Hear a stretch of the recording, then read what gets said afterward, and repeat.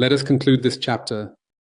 We conclude with the relationship marketing paradigm. In today's transformative service approach, the relationship marketing and CRM paradigm, as well as the relationship value chain, are fundamentally enhanced by the integration of customer well-being.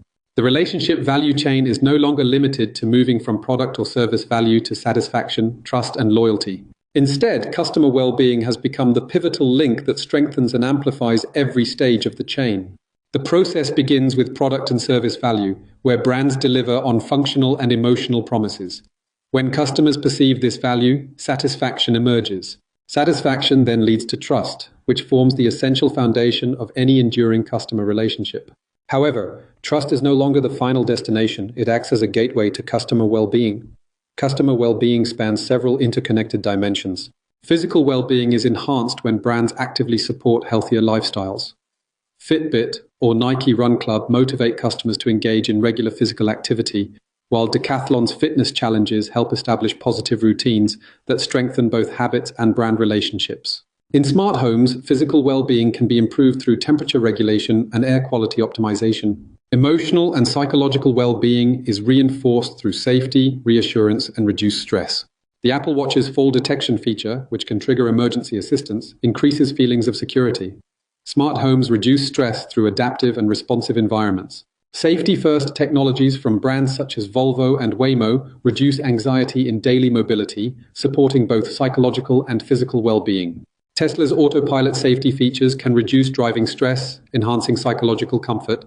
Similarly, Sephora's augmented reality try-on tools reduce uncertainty in online purchases, improving emotional well-being. Social well-being and a sense of belonging are created through communities and shared experiences. Decathlon's sports clubs, Strava's global fitness network, Lego Ideas communities, and Fitbit's social challenges foster connection, participation, and collective motivation. These social bonds reinforce engagement and long-term loyalty. Financial well-being through empowerment and control is supported by brands such as Revolut or Mint, which provide users with transparency, budgeting tools, and greater control over their financial decisions, reducing stress and increasing perceived autonomy.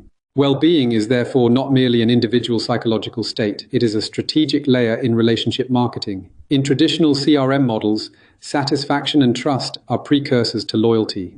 By integrating well-being into the relationship value chain, firms deepen and humanize the customer-brand relationship. Companies that focus on customer well-being do more than solve functional problems, they actively improve people's lives. When brands consistently enhance these dimensions of well-being, relationships intensify. Customers develop strong attitudinal and behavioral loyalty, which evolves into customer engagement.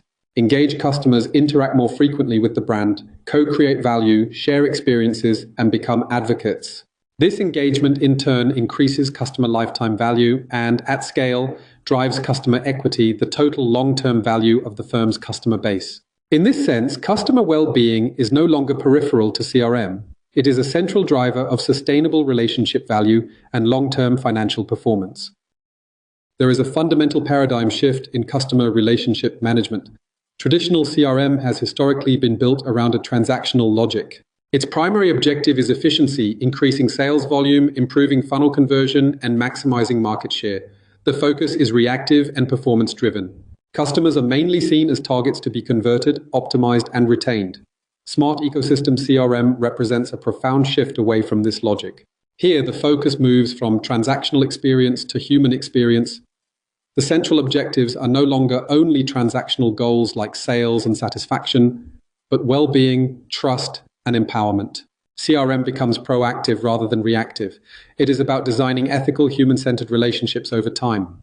In smart ecosystems, CRM must anticipate psychological reactions, protect user autonomy, and ensure that technology works with people, not on people. This is the foundation of the new CRM paradigm. This paradigm shift also requires a complete redefinition of CRM metrics.